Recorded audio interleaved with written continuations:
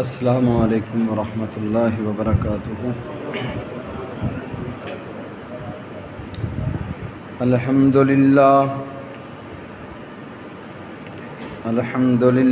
نحمدہ ونستعینہ ونستغفرہ ونعوذ باللہ من شرور انفسنا ومن سیئات اعمالنا من يهده الله فلا مضل له ومن يضلل فلا هادي له وأشهد أن لا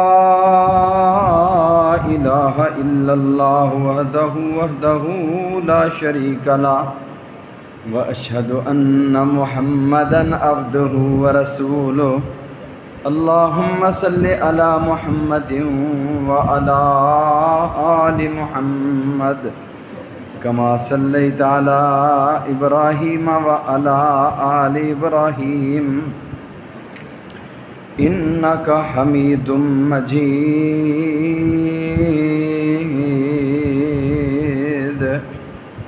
اللهم بارك على محمد وعلى آل محمد كما باركت على إبراهيم وعلى آل إبراهيم إنك حميد مجيد أما بعد فإن خير الحديث كتاب الله وخير الهدي هدي محمد صلى الله عليه وسلم وشر الأمور محدثاتها وكل محدثة بدعة وكل بدعة ضلالة وكل ضلالة في النار رب اشرح لي صدري ويسر لي أمري واحلل عقدة من لساني يفقهوا قولي رب زدني علما رب زدني علما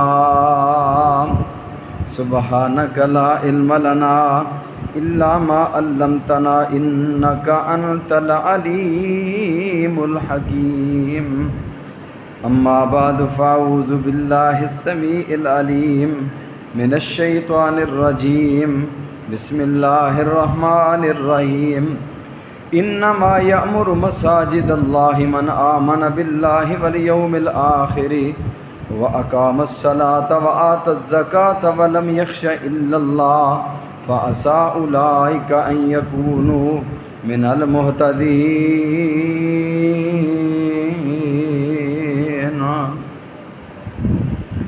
إنما يأمر مساجد الله یقیناً اللہ کی مسجدوں کو آباد کرتے ہیں من آمن باللہ وہ لوگ جو اللہ پر ایمان لائے ہیں والیوم الآخری اور آخرت کے دن پر ایمان لائے ہیں وَأَقَامَ الصَّلَاةَ اور جنہوں نے نماز قائم کی وَآتَ الزَّكَاةَ اور جنہوں نے زکوٰۃ دی وَلَمْ يَخْشَ إِلَّا اللَّهَ اور سوائے اپنے رب کے کائنات کی کسی ہستی سے ڈرتے نہیں ہیں فَعَسَىٰ أُولَٰئِكَ أَن يَكُونُوا مِنَ الْمُهْتَدِينَ امید ہے کہ یہی وہ لوگ ہیں جو ہدایت پانے والے ہیں۔ اللہ تعالیٰ کی مختصر حمد و ثنا کے بعد ان گنت لا تعداد درود و سلام ہوں امام الکل ختم الرسول ہادی السبل جناب محمد الرسول اللہ صلی اللہ علیہ وآلہ وسلم کی عظیم ہستی پہ، جس ہستی مقدس و مطہر کی محنتوں، کوششوں اور کاوشوں سے اللہ خالق و مالک کائنات نے مجھے اور آپ کو عقیدہ توحید جیسی عظیم نعمت سے مالا مال فرمایا ہے۔ رحمتیں ہوں، بخششیں ہوں صحابہ کرام رضوان اللہ علیہم اجمعین کے مدفنوں پر، جن اللہ کے بندوں نے محمد الرسول اللہ صلی اللہ علیہ وآلہ وسلم کی زبان نبوت سے نکلنے والا ایک ایک کلمہ بڑی دیانتداری اور بڑی امانت داری کے ساتھ ہم تک پہنچا دیا ہے۔ عزیز بھائیوں، آج جس عنوان کی طرف توجہ دلانا چاہتا ہوں وہ عنوان ہے فجر کی نماز۔ فجر کی نماز کے حوالہ سے چند گزارشات انشاءاللہ آپ کے سامنے رکھنا چاہوں گا۔ اللہ تعالیٰ سے دعا فرمائیں اللہ ہمیں اپنی فجر کی نماز کی حفاظت کی توفیق عطا فرمائیں۔ نمازیں ساری کی ساری ہی واجب ہیں، فرض ہیں۔ ایک نماز کا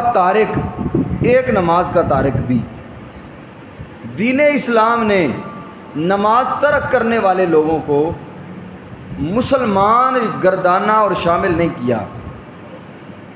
صحیح مسلم کے اندر کل ہی میں بچوں کو ایک حدیث پڑھا رہا تھا، نبی مکرم صلی اللہ علیہ وسلم نے فرمایا جس بندے نے نماز کی حفاظت نہیں کی وہ مسلمان ہی نہیں، وہ مسلمان ہے ہی نہیں جو نماز کی حفاظت نہیں کرتا۔ ਧੱਕੇ ਦੇ ਮੁਸਲਮਾਨ ਅਸੀਂ ਬਣੀ ਆਈਏ وہ ਵੱਖری ਗੱਲ ہے، وہ ਸਾਡਾ ਆਪਣਾ ظرف ہے، اپنی سوچ اپنی فکر ہے، لیکن ہماری سوچ جب تک رسول اللہ کی شریعت کے تابع نہیں ہوتی ہماری سوچ کا کوئی فائدہ نہیں ہے۔ جب تک ہماری سوچ قرآن کے تابع نہیں ہوتی، جب تک ہماری سوچ محمد الرسول اللہ صلی اللہ علیہ وسلم کی حدیث کے تابع نہیں ہوتی، کیا اہمیت ہے میری اور آپ کی سوچ کا؟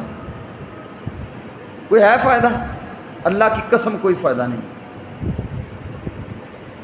آپ نے فرمایا وہ مسلمان نہیں جو نماز کی محافظت نہیں کرتا۔ پھر آپ نے یہ حدیث بار بار علماء سے سماعت فرمائی ہے، بین العبد و بین الکفر ترک الصلاۃ، کفر کے درمیان اور بندے کے درمیان جو حد فاصل ہے وہ ہے نماز۔ اور ایک بڑی سمپل سی بات ہے، ایک دکان عیسائی کی ہے، یہودی کی ہے، سکھ کی ہے، ایک دکان مسلمان کی ہے۔ محمدی مسجد کے بالکل سامنے ہی سمجھ لے کہ دو دکانیں ہوں، ایک کافر کی ہے ایک مسلمان کی ہے۔ مؤذن اذان کہتا ہے نماز کا ٹائم ہو گیا، مسلمان اپنی دکان کا شٹر نیچے کرتا ہے، نماز کے لیے آ جاتا ہے۔ عیسائی یہودی سکھ جس کی بھی دکان ہے وہ اپنی دکان پہ کسٹمر ڈیل کر رہے ہیں۔ فرق ہوا یا نہیں؟ کیوں جی فرق ہوا یا نہیں؟ ہوگا نا فرق کہ یہ مسلمان ہے، اور اگر دونوں کی دکان نماز کے ٹائم میں کھلی ہوئی ہے تو فرق ہوگا؟ کوئی بندہ فرق کر سکتا ہے؟ میں نے شاید ایک مرتبہ نماز کی اہمیت کے اوپر ایک خطبہ دیا تھا، تو اس میں نے آپ کو ایک واقعہ سنایا تھا کہ ایک مرتبہ ایک تھانے کے اندر 2 راتیں میری بھی گزری۔ میرے جانے سے پہلے حوالات کے اندر ایک آدمی پڑا ہوا تھا، وہ عیسائی ڈکیٹ تھا، غالباً میرے خیال میں شاید مرالی والا کا تھا، بہرحال اسی ایریے کا تھا۔ 2 دن میرے وہاں گزرے، اذان قریب گاؤں تھا، گاؤں میں اذان ہوتی، آواز آتی، نماز پڑھ لیتے، وہ عیسائی پڑا رہتا۔ ایک دن اس طرح گزرا، دوسرا دن ہوا تو ایک اور کسی گاؤں کے بزرگ تھے، تقریباً ان کی 70 سال کے قریب ایج ہوگی، ان کو بھی پولیس والے پکڑ کے لے آئے۔ اب میں نماز پڑھنے لگا تو مجھے کہنے لگے حافظ صاحب بیٹا میں نے بھی نماز پڑھنی ہے، تو ایسے کرے جماعت نہ کروا لیں۔ میں نے کہا ٹھیک ہے چاچا جی جماعت کروا لیتے ہیں، حوالات کے اندر ہی ہم جماعت کروا رہے ہیں۔ رات کا ٹائم ہوا تو ایک دودھی تھا گجر، وہ بھی آ گیا۔ کتنے ہو گئے؟ 4 بندے ہو گئے۔ ایک عیسائی تھا وہ تو سویا رہتا تھا، 2 ہم لوگ ہوئے، تیسرا وہ دودھی آ گیا۔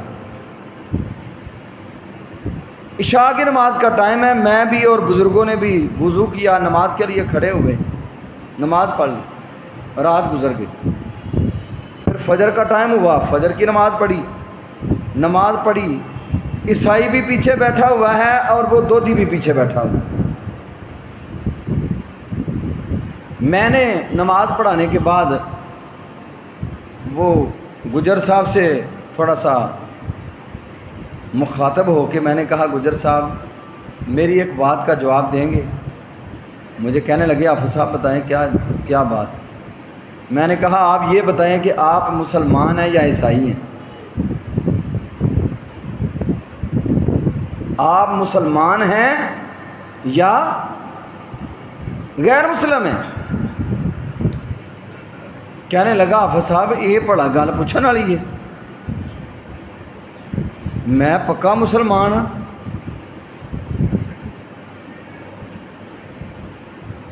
میں نے کہا آپ مسلمان ہیں؟ کہنے لگا ہاں میں مسلمان ہوں۔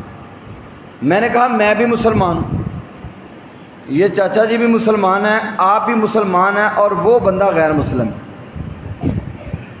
فجر کی عشاء کی نماز بھی ہم نے اکیلے دونوں نے پڑھی، اب فجر پڑھی ہے تو فجر بھی ہم نے ہی پڑھی ہے، وہ بھی سویا ہوا ہے، آپ بھی سوئے ہوئے ہیں، اس کے درمیان اور آپ کے درمیان فرق کیسے ہوگا؟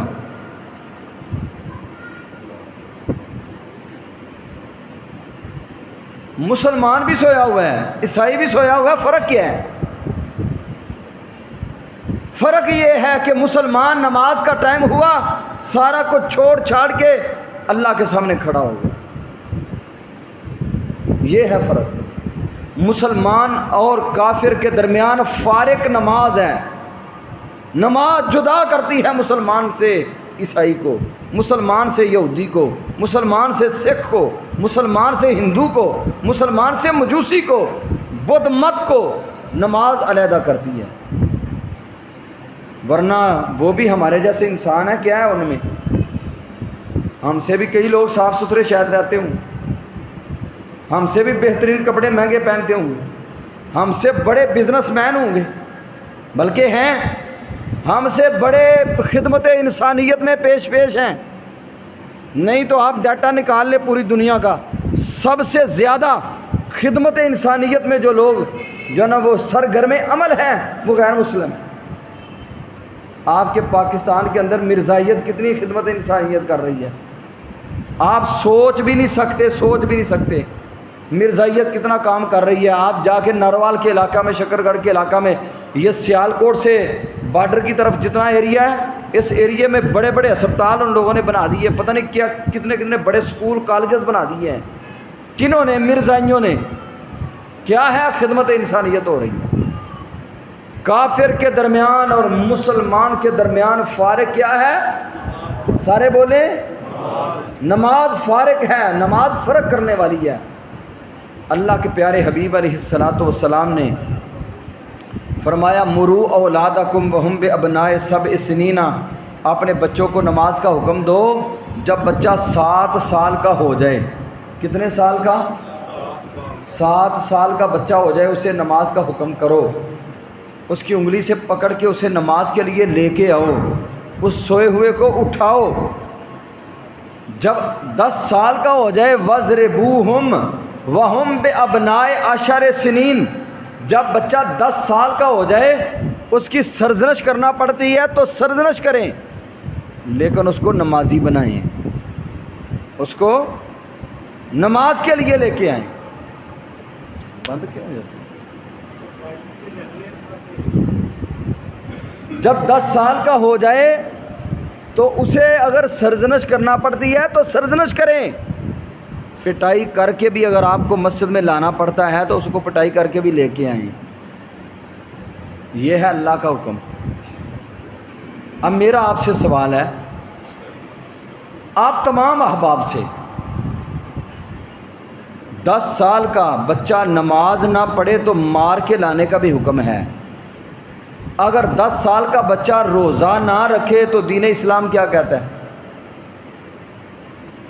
کوئی سزا ہے؟ کوئی نہیں۔ 10 سال کا بچہ زکوٰۃ دے سکتا ہے؟ کیوں جی؟ نہیں۔ 10 سال کے بچے نے کیا زکوٰۃ بیچارے نے دینی ہے؟ 10 سال کے بچے کے اوپر حج فرض نہیں۔ اسلام کے ارکان یہی ہے نا، پہلے اللہ اور اس کے رسول کی گواہی ہے، نمبر 2 نماز ہے، نمبر 3 حج ہے، نمبر 4 زکوٰۃ ہے، نمبر 5 رمضان ہے۔ اسلام کے کتنے ارکان ہیں؟ سارے بولیں کتنے ارکان ہیں؟ اسلام کے 5 ارکان جو میں نے آپ کے سامنے بیان کر دیے۔ اب 5 ارکان میں سب سے پہلا رکن تھا اللہ اور اس کے رسول پر ایمان لانا۔ وہ تو ہمارا ہے ہی، مسلمانوں کے گھر میں پیدا ہوئے ہیں۔ آگے کیا ہے؟ سب سے پہلا ایمان لانے کے بعد کیا ہے؟ نماز۔ نماز ہے، حج کریں گے تو حج کا فائدہ ہے، نماز ہے، زکوٰۃ دیں گے تو فائدہ ہے، نماز ہے، روزہ رکھیں گے تو فائدہ ہے، نماز ہے، صدقہ کریں گے تو فائدہ ہے، نماز ہے، آپ کے اعمال کی حیثیت ہے، نماز نہیں تو کچھ بھی نہیں، نماز نہیں تو کچھ بھی نہیں۔ قل ان صلاتی و نسکی و محیای و مماتی للہ رب پہلے نماز پھر قربانی۔ نماز ہی نہیں تو قربانی کس چیز کی ہے؟ اگر دیکھا جائے تو سارے کا سارا دین قربانی ہے۔ مثال کے طور پہ زکوٰۃ قربانی نہیں، حج قربانی نہیں، روزہ قربانی نہیں، ساری قربانی ہے۔ قل ان صلاتی 900 کے اندر یہ ساری چیزیں شامل ہو گئی ہیں، صلات کو علیحدہ کر دیا ہے۔ ان صلاتی میری نماز، نماز کے بعد پھر قربانی ہے، نماز نہیں تو جتنی بھی قربانیاں ہیں وہ کسی کام کی نہیں ہیں۔ اور ان نمازوں میں سے بھی پھر ایک نماز ہے فجر کی، ایک نماز ہے فجر کی۔ فجر کی نماز کے متعلق رسول اللہ صلی اللہ علیہ وسلم نے فرمایا منافق آدمی کے اوپر فجر کی نماز باری ہے۔ عشاء کی نماز اور فجر کی نماز، یہ دو نمازیں منافق کے اوپر، بولیں ذرا سارے بولیں، یہ دو نمازیں منافق کے اوپر باری ہیں۔ اب آج ہم نے یہ سوچنا ہے، فیصلہ کرنا ہے کہ کیا یہ دونوں نمازیں میرے اوپر باری ہیں یا نہیں۔ اگر تو میرے اوپر یہ دونوں نمازیں باری ہیں، باری کا کیا معنی ہے؟ عشاء بھی نہیں پڑھتا، فجر بھی نہیں پڑھتا۔ اگر فجر بھی نہیں پڑھ رہا، عشاء بھی نہیں پڑھ رہا، تو پھر اپنے آپ کو منافقوں سے آپ نکال نہیں سکتے۔ کیوں؟ اس لیے کہ میں اس ہستی کی بات سنا رہا ہوں جس ہستی نے جو کچھ کہہ دیا ہے وہ حرف آخر ہے۔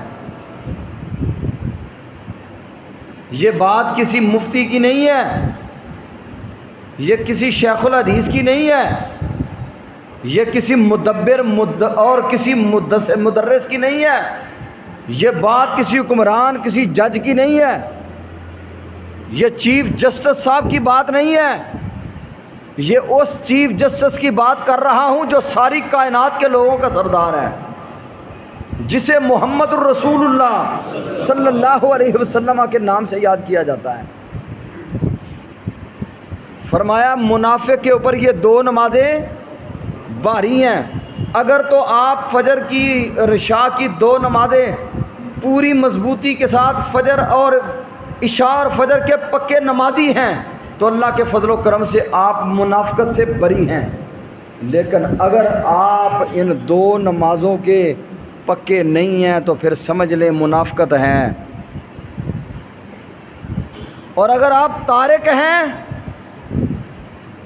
تو پھر آپ خود ہی فیصلہ کر لیں حدیث رسول کی روشنی میں۔ پھر آپ کہیں گے مولوی صاحب آج سارا جمعہ فتوی لاندے رہے ہیں،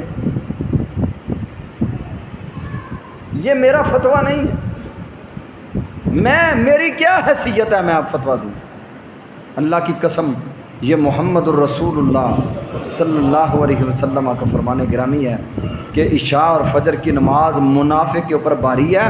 جو ان دو نمازوں کا پکا ہے وہ منافقت سے بری ہے، جو ان نمازوں پہ مضبوط نہیں ہے اس کے اندر منافقت موجود ہے۔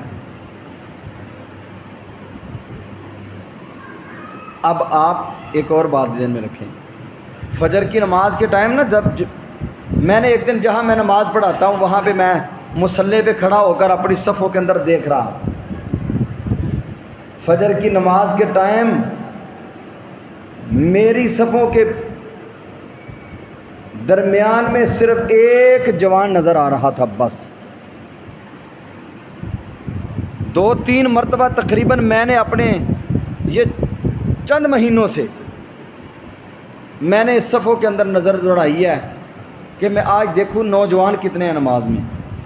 یقین مانے ایک دن ایسا تھا کہ صرف ایک نوجوان تھا اور ایک دن ایسا تھا کہ ایک بھی نوجوان نہیں تھا.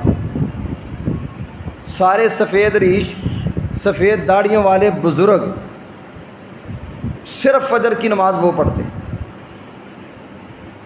نوجوان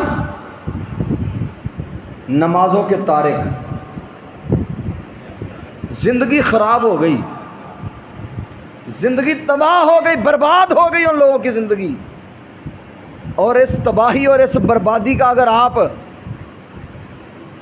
معائنہ کرنا چاہتے ہیں تو یہ ایک مسئلہ جو پنجاب کالج کا معاملہ بنا ہوا ہے, وہ آپ نے دیکھا ہے نا, وہ احتجاج کے اندر جو لڑکیاں احتجاج کر رہی ہیں وہ ہماری بیٹیاں ہیں, وہ احتجاج کرنے والی ہماری بیٹیاں ہیں.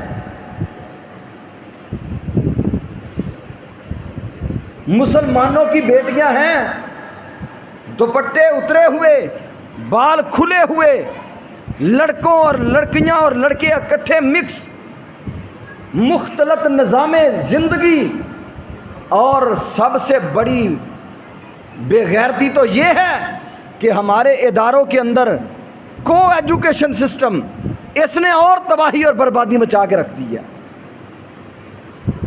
اگر بچیوں کے ساتھ ریپ نہ ہو تو کیا ہو, اور یہ ظلم کی آندیاں نہ چلے تو کیا ہو.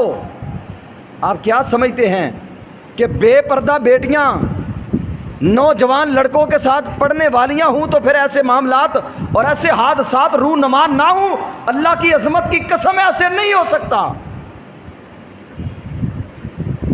یہ فطرت کے خلاف ہے, اللہ کے نظام کے خلاف ہے.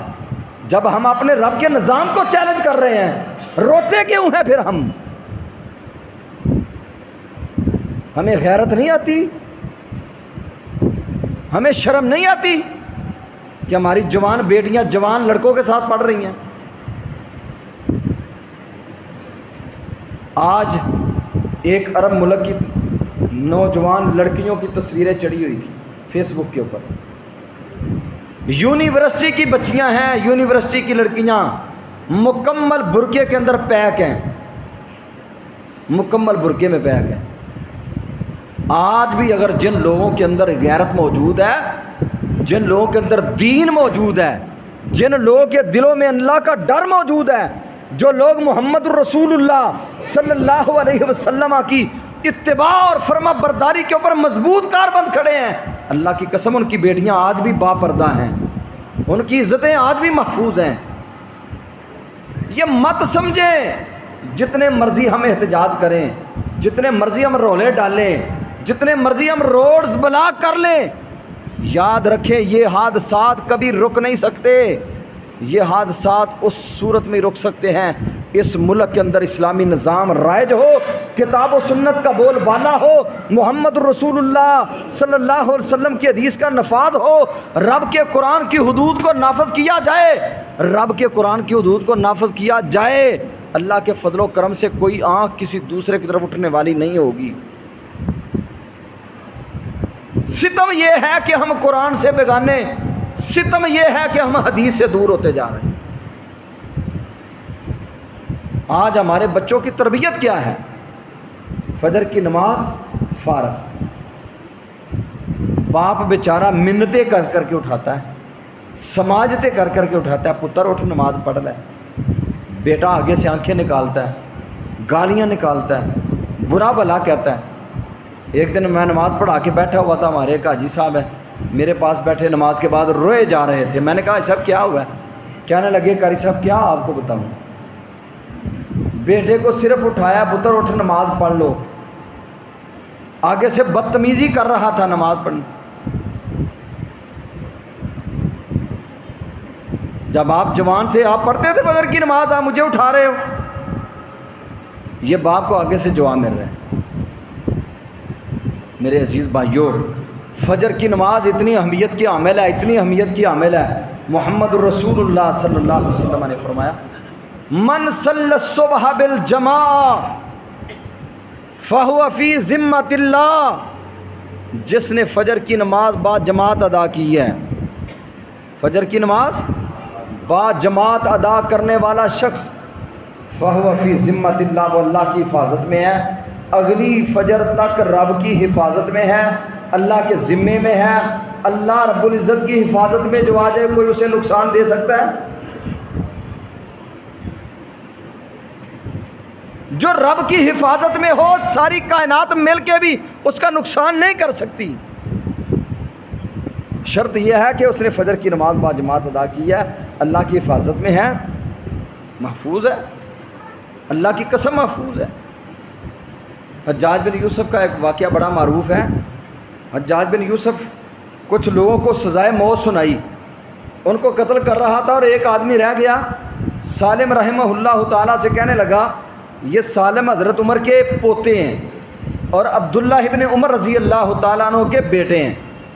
تو سالم رحمہ اللہ سے کہنے لگا، حجاج کہتا ہے سالم آپ ایسے کرو، اس بندے کو آپ قتل کر دو۔ سالم کہتا ہے میں اسے قتل کرنے لگا، میں نے تلوار اٹھائی، اسے اس کی گردن اتارنے لگا تو میرے ذہن میں نا ایک بات آئی کہ میں اس سے پوچھ لوں اس نے فجر کی نماز پڑھی ہے؟ سالم کہتا ہے میں نے اسے کہا صلیت الصبح بالجماع، کیا آپ نے فجر کی نماز با جماعت ادا کی ہے؟ اس نے کہا صلیت بالجماع، میں نے فجر کی نماز با جماعت ادا کی ہوئی ہے۔ جب اس نے کہا میں نے فجر کی نماز با جماعت ادا کی ہوئی ہے، سالم کہتا ہے جاؤ پھر آپ چلے جاؤ۔ اب حجاج بن یوسف بڑا شفاق آدمی تھا، بڑا سخت بندہ تھا۔ مورخین نے جو لکھا ہے، امام ذہبی نے سیر اعلام النبلاء کے اندر جو لکھا ہے نا، امام ذہبی حجاج بن یوسف پہ تبصرہ لکھتے ہیں اور فرماتے ہیں کان رجلا صفاقا، حجاج بن یوسف صفاق خونخوار درندہ تھا۔ حجاج بن یوسف کہنے لگا سالم اس کو کیوں چھوڑا ہے؟ کہا میں نے اپنے باپ عبداللہ بن عمر رضی اللہ تعالیٰ عنہ سے ایک حدیث سنی ہے، جس نے فجر کی نماز با جماعت ادا کی وہ رب کے ذمہ میں آ جاتا ہے۔ یہ بندہ اس نے فجر کی نماز با جماعت ادا کی ہوئی ہے، لہذا یہ اپنے رب کے ذمہ میں ہے۔ اور سالم کون ہوتا ہے کہ اپنے رب کا ذمہ توڑ سکے؟ سالم کی کیا حیثیت ہے کہ سالم اپنے رب کا ذمہ توڑے؟ حجاج میں نہیں اس کو قتل کر سکتا۔ حجاج بن یوسف کہنے لگا عبداللہ اے سالم پتہ ہے نا میرا؟ کہا مجھے پتہ ہے، لیکن یاد رکھو قتل کرنا ہے قتل کرو، کھینچنا ہے مجھے کھینچو، گھسیٹنا ہے مجھے گھسیٹو، دکھ دینے ہیں مجھے دکھ دو، تکلیفوں سے دوچار کرنا کرو، لیکن یاد رکھو یہ نہیں ہو سکتا کہ میں محمد الرسول اللہ صلی اللہ علیہ وسلم کی حدیث کی مخالفت کرتے ہوئے جو رب کے ذمہ میں آ گیا ہے اس کو میں قتل کروں، یہ نہیں ہو سکتا۔ حجاج بن یوسف بے بس جیسے ہو جاتا ہے نا، بے بس ہو کے کہنے لگا بلاؤ عبداللہ بن عمر کو۔ حضرت عبداللہ بن عمر کو دعوت بلایا، پیغام بھیجا، بلا کے لایا گیا اور آ کر بلا کے کہنے لگا عبداللہ آپ نے اللہ کے نبی علیہ الصلوۃ والسلام سے یہ حدیث سنی ہے من صلی الصبح بالجماع فہو فی ذمۃ اللہ، جس نے فجر کی نماز بعد جماعت ادا کی وہ رب کے ذمہ میں آ جاتا ہے، آپ نے یہ حدیث سنی ہے؟ عبداللہ ابن عمر رضی اللہ تعالیٰ عنہ فرمانے لگے سمعتہ اذنایا ووعاہ قلبی، میرے کانوں نے یہ حدیث اللہ کے پیارے حبیب سے سماعت کی ہے اور میرے دل نے اس حدیث کو محفوظ کیا ہوا ہے۔ من صلی الصبح بالجماع فہو فی ذمۃ اللہ، جس نے فجر کی نماز بعد جماعت ادا کی وہ اللہ کے ذمہ میں آ گیا ہے۔ حجاج بن یوسف کہنے لگا سالم اگر آج یہ حدیث نہ ملتی تو پھر آج سالم بھی باقی نہ رہتا اور اس کو بھی میں باقی نہ چھوڑتا۔ آپ اندازہ کریں کہ اتنے بڑے شفاق آدمی کے طرف سے قتل کے آرڈر جاری ہو چکے ہیں، اللہ کریم نے بچایا کہ نہیں بچایا؟ جب ہم بھی ہمارے بچے بھی فجر کی نماز با جماعت ادا کر کے کام پہ جائیں گے، بیٹا کالج جانا ہے، سکول جانا ہے، فجر کی نماز پڑھی ہے، فجر کی نماز پڑھ کے گھر گئے ہیں، ناشتہ واشتہ کیا ہے، پھر گھر سے نکلتے ہوئے بسم اللہ توکلت علی اللہ لا حول ولا قوت الا باللہ، میں اللہ کا واسطہ دے کے کہتا ہوں آپ بھائیوں کو، بزرگوں کو، اپنے بچوں کو جب کالج بھیجنے لگتے ہیں، سکول بھیجنے لگتے ہیں، رب کے لیے اللہ کا واسطہ دے کے کہتا ہوں اپنے بچوں کو سیڑھیوں پہ کھڑے ہو کے یہ دعا پڑھا کے نکالا کرے گھر سے،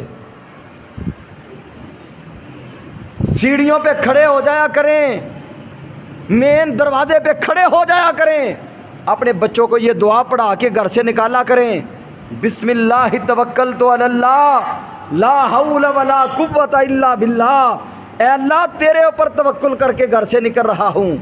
میرے اور آپ کے محبوب نے فرمایا جو شخص یہ دعا پڑھ کے نکلتا ہے، اللہ کے فرشتے کہتے ہیں قد ہدیہ و کوفیہ و وقیہ، اللہ نے اس کی رہنمائی بھی کر دی ہے، اللہ نے اس کی حفاظت کی ذمہ داری بھی لے لی ہے، اور ہر طرح کے شیاطینوں کے شر سے، حاسدوں کے حسد سے، اور شر پھیلانے والوں کے شر سے آج رب کائنات نے سارے دن کے لیے تجھے محفوظ فرما لیا۔ فجر کی نماز با جماعت ادا کرنے والا اللہ کے ذمہ میں آ جاتا ہے، اللہ کی حفاظت میں آ جاتا ہے۔ جو اللہ کی حفاظت میں آئے اسے کوئی نقصان پہنچا سکتا، کوئی جادو، کوئی ٹونا، کوئی تعویذ گنڈے اس کا نقصان کر سکتے نہیں کر سکتے۔ یہ ہے فجر کی نماز کا فائدہ۔ پھر نبی مکرم صلی اللہ علیہ وسلم نے ایک اور فائدہ یہ بیان کیا ہے، آپ نے فرمایا قیامت کے دن فجر کی نماز پڑھنے والے، ان کے ساتھ اللہ رب العزت کا سلوک کیا ہوگا؟ بشر المشائین، بشر المشائین بالظلم بالنور التام یوم القیامہ۔ اے میرے محبوب جناب محمد الرسول اللہ صلی اللہ علیہ وسلم اپنے امتیوں کو، اپنے شاگردوں کو، اپنے تلامذہ کو، اپنی امت کے آنے والے لوگوں کو خوشخبری سنا دیں۔ کن کو خوشخبری سنانی ہے؟ جو رات کے سناٹوں میں، رات کی تاریکیوں میں، جب رات کی سیاہ چادر نے لوگوں کو ڈھانپا ہوا ہوتا ہے، وہ اپنے گھر سے نکل کر اللہ کے گھروں میں آ کے با جماعت فجر کی نماز ادا کرتے ہیں۔ انہیں خوشخبری سنا دے کس چیز کی؟ بالنور التام یوم القیامہ۔ فرمایا قیامت کے دن جب تاریکیوں نے، جب اندھیروں نے لوگوں کو لپیٹا ہوا ہوگا، اللہ کی قسم قیامت کے دن رب کائنات نے نور تام عطا فرما دیں گے۔ نور تام، کچھ لوگ قیامت کے دن کہیں گے ربنا اتمم لنا نورنا، اے اللہ ہمارا نور آج مکمل کر، اللہ ہمارا نور آج مکمل کر۔ لیکن فجر کی نماز کے مضبوط اور پکے بندے جو ہوں گے نا، پکے بندے، ان کا نور قیامت کے دن پورا نہیں ہوگا۔ ان کو یہ خوشخبری دنیا میں ہی دے دی گئی ہے۔ قیامت کے دن لوگ سوال کریں گے، لوگ مانگیں گے، اللہ کی منتیں کریں گے، اللہ کی سماجتیں کریں گے، ربنا اتمم لنا نورنا، اے اللہ آج ہمارے لیے اندھیرا ہے، میدان محشر میں چلا نہیں جا رہا۔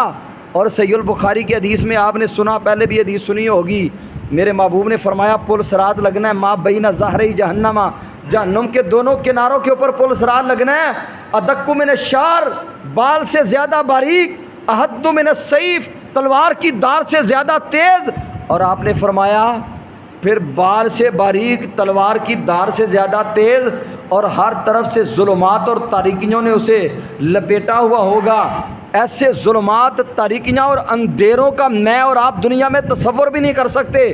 جس تاریکی اور اندھیرے کے اندر پل صراط لگا ہوا ہوگا، اور جو لوگ فجر کی نماز با جماعت ادا کرنے والے ہیں، اللہ کی عظمت کی قسم محمد الرسول اللہ صلی اللہ علیہ وسلم نے فرمایا رب کائنات قیامت کے دن ان کے لیے نور پیدا کر دیں گے، ان کے آگے آگے نور ہوگا، وہ نور کی روشنی میں چلتے جا رہے ہوں گے، پل صراط سے بھی نور انہیں پار کرے گا، اور پل صراط سے گزریں گے اور اللہ کی جنتوں کے مہمان بنیں گے۔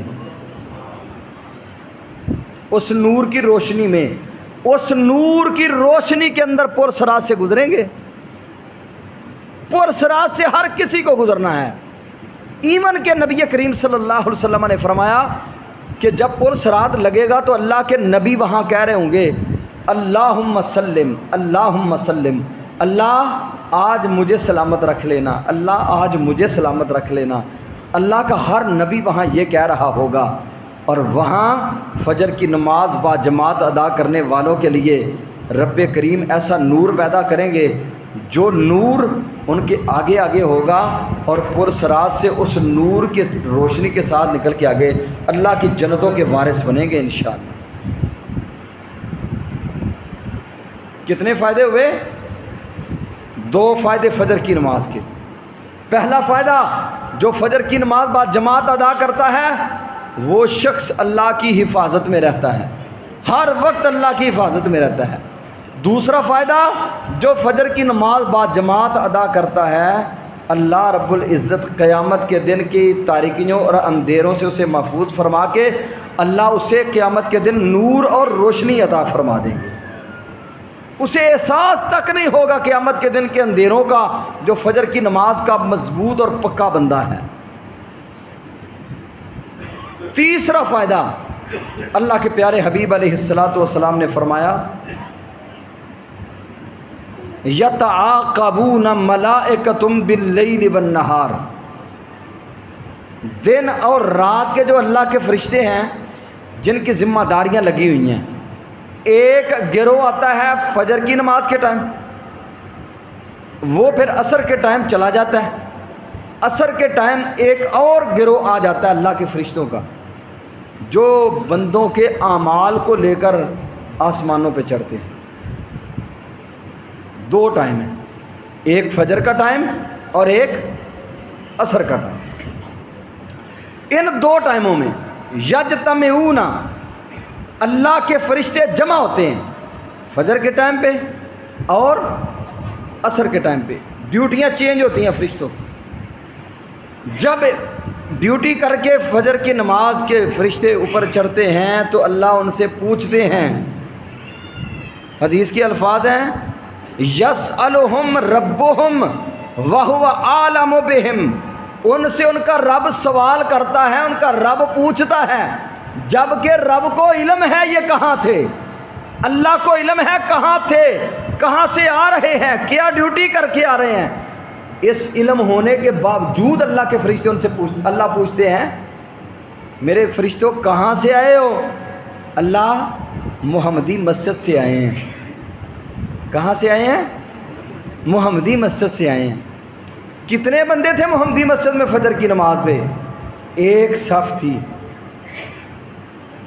اتنا بڑا محلہ اور صف کتنی؟ ایک، صفیں کتنی؟ 2۔ کون تھے نمازوں میں کھڑے؟ صرف بوڑھے سفید ریش بندے تھے۔ کہاں چلے گئے جوان اس معاشرے کے؟ اللہ پوچھتے ہیں کہاں سے آئے ہو؟ اللہ ہم وہاں سے آئے ہیں۔ اللہ فرماتے ہیں کیف ترکتم عبادی، میرے فرشتوں میرے بندوں کو کیسے چھوڑ کے آئے ہو؟ اللہ ترکناہم وہم یصلون اتیناہم وہم یصلون، اللہ جب ہم گئے تھے تیرے بندے اس وقت بھی نماز ہی ادا کر رہے تھے، اللہ ان کو چھوڑ کے آئے ہیں تو تب بھی وہ نماز ہی ادا کر رہے تھے۔ فجر کی نماز با جماعت ادا کرنے والوں کی گواہیاں رب کریم کے پاس کون دے رہا ہے؟ اللہ کے فرشتے گواہیاں دیتے ہیں فجر کی نماز پڑھنے والوں کی۔ کتنے فائدے ہوئے؟ کتنے فائدے؟ 3 فائدے۔ چوتھا فائدہ، میرے اور آپ کے محبوب جناب محمد الرسول اللہ صلی اللہ علیہ وسلم نے فرمایا من صلی العشاء بالجماعہ، جس نے عشاء کی نماز با جماعت ادا کی، جس نے عشاء کی نماز با جماعت ادا کی، کأنما قام نصف اللیل،